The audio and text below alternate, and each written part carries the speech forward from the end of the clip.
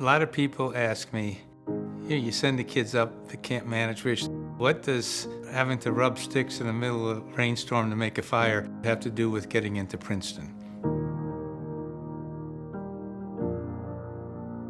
I have one story, maybe it was 6 or 7 years ago.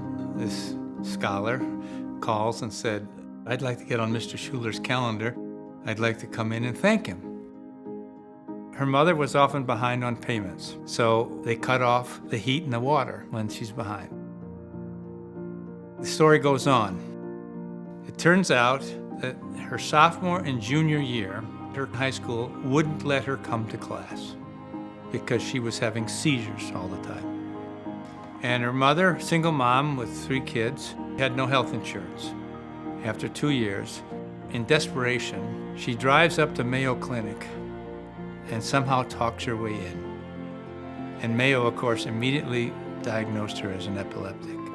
And they gave her a drug, Depakote, which I introduced for Abbott Laboratories maybe 35 or 40 years ago. It's a great drug, and she's been more or less seizure-free. So she starts off, oh, Mr. Schuler, without you, I don't know if I would have finished high school and so forth. And I said, wait a minute, Alicia, you could have said, okay, I had this dream of going to college, but maybe that dream isn't going to come true. But you didn't accept it. Every barrier you fought through. What's going on with you? And she said, oh, it's easy. I said, what do you mean it's easy? She said, when I was up at camp, I had never been in a canoe, never been out of the state, and I had to portage the canoe through the mud. And when I came off trail, I thought I could do anything. There was no barrier that I couldn't overcome.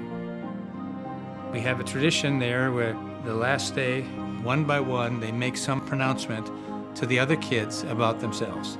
Here she is, a 14-year-old girl, and she says, I am going to be a physician. Well, she'd just been accepted at medical school. So don't tell me it doesn't work. That's one example of how Manito-wish and the whole experience can impact the 14 or 15-year-old kids' aspirations.